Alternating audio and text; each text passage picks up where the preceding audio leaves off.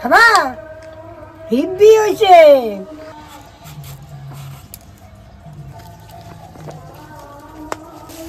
দেখুন ঢেলে নিচ্ছি। অনেক দিদি ভাইরা আমারে কমিক করেছে, ও ঠাকুমা একটু কাঁচা আমের আচার করে দেখান না, টক ঝাল মিষ্টি। তাই এই দেখুন আমি বাজার থেকে কিছুটা আম এনেছি, দেখেন আমগুলো বেশ ভালোই আছে। তো এই আমের আজকে টক ঝাল মিষ্টি আমি করব, জানেন আম তো পাইকেই গেল, আর তো কাঁচা নাই। তাই এই আম সবটাই করব, তেমন তো কিছু সঞ্চয়ও তো করতে হয়, একটু বর্ষার জন্য রেখে দেবো আমি।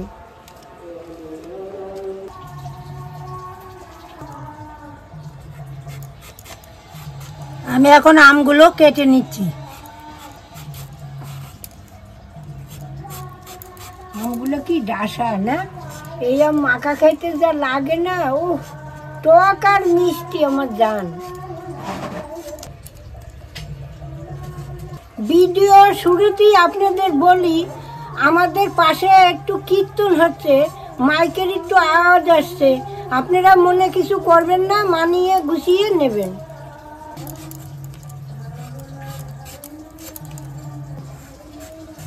এই দেখুন এই আমগুলা যে আমার বৌমা কাটছে, জানেন আমগুলা কিন্তু আমি ভালো করে ধুয়ে জল ঝরিয়ে নিয়েছি, জল থাকলে একটু অসুবিধা হয়, ওই জন্য দেখুন একদম শুকনো আমটা, দেখেছেন আম আমি পরিষ্কার করে ধুয়ে নিয়েছি।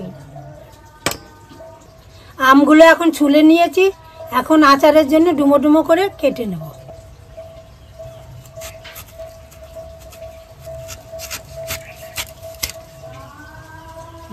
হয়ে গেছে, 3 টুকরা করেন থাকবে।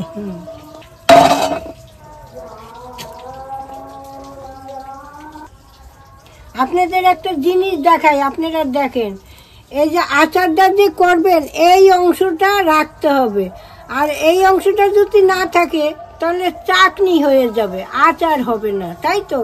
আর আপনারা এরকম 4 ফালি দিয়েও করতে পারেন, কি 3টা ডুমো করেও করতে পারেন।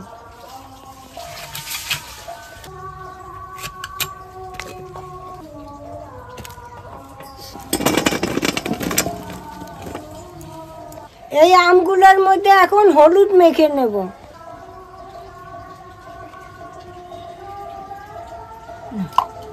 একটুকু জল নাই, তাই না? না, জল থাকলে অসুবিধা।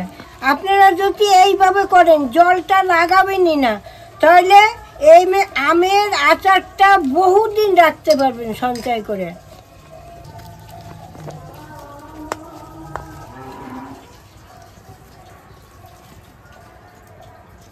এখন আমি কড়াটা বসিয়ে দিচ্ছি, এই 4টে লঙ্কা দিচ্ছি, আগে একটু ভেজে নেই তারপর মশলাটা দেব।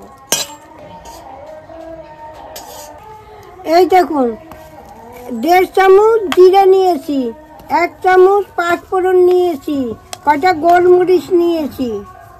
এখন এইটা আমি একটু হালকা ভেজে নেব।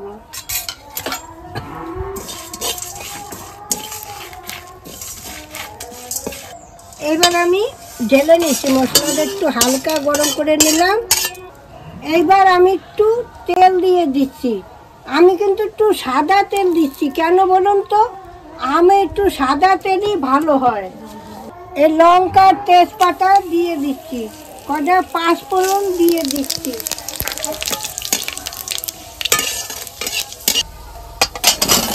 বেশি দেরি হয় না,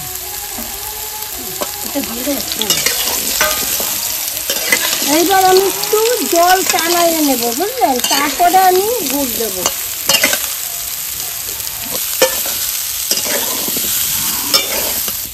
এই দেখুন আমার আমটা ভাজা হয়ে গেছে, এখন আমি একটু গুড় দিয়ে দেবো। কি গুড় এনেছো? এটা আখি গুড়, এদিকে 1.5 কিলো গুড় আছে, আমি আন্দাজ করে দেব। এইবার আমি পরিমাণ মতন 1 কিলো গুড় দেব আমি।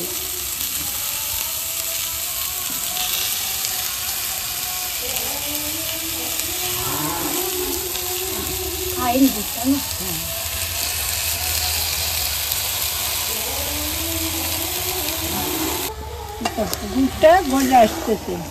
এই দেখুন, এই যে আমি যে আচারটা করলাম গুড় দিয়ে, আপনারা পারলে চিনি দিয়েও করতে পারেন, আমি গুড় দিয়ে করলাম।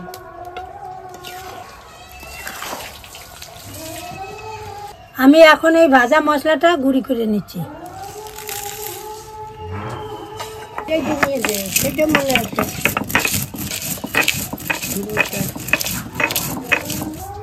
আমার এখন এই মশলাটা আদা গুঁড়ি করে নিচ্ছি, এখন তুলে নিচ্ছি।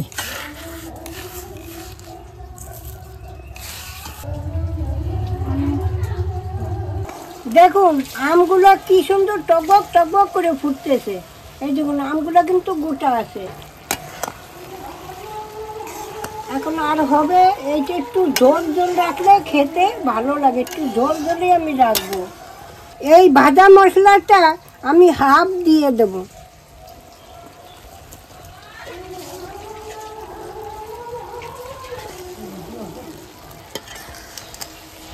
জানেন এই গরমকাল আসলে আমার খুব আনন্দ হয়, কেন বলেন তো? আম, কাঁঠাল, লিচু, জামরুল, তরমুজ, ফুটি অনেক কিছু পাওয়া যায়, আমার খুব আনন্দ, এগুলো আমি খুব ভালো খাই জানেন। এই কি গরমটা ভালো লাগে না। এই দেখুন হয়ে আসছে, এই দেখুন এখন আমি একটু নুন দেব,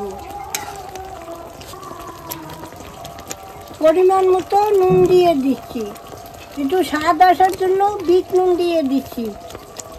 এবার হাফ মশলা রেখেছিলাম ওইটা আমি দিয়ে দিচ্ছি।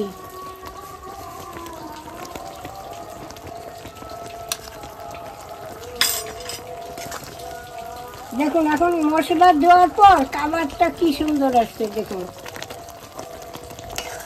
একটু ঝোল ঝোল রাখবো, আমি খেতে ভালো লাগবে একটু ঝোল রাখলে। একটু ফুটুক, আর একটু মশলা দিলাম তো।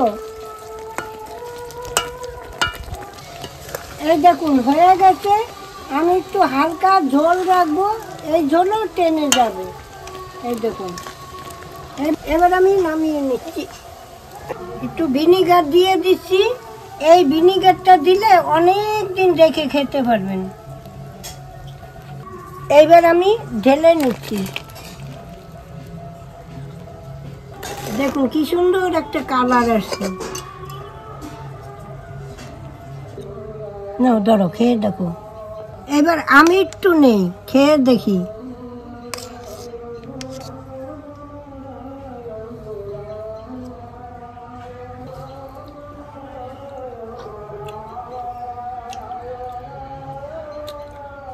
দারুণ হয়েছে তো।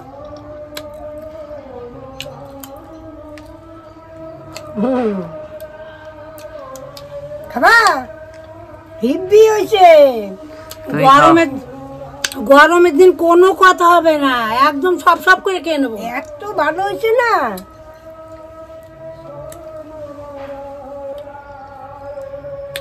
দাঁড়াও খেয়ে নেই, দাঁত নেই তো এইভাবে খাইতে হয়, বুঝো না তো? অসাধারণ, এত ভালো হয়েছে না। আপনারা এরকম করে খেয়ে দেখুন না, তারপরে আমারে বলবেন। এই আচার আপনারা বানিয়ে রাখবেন, দুপুরবেলা ভাত খাওয়ার সময় 2-1 পিস করে দেবেন, দেখবেন খুব ভালো খাবে।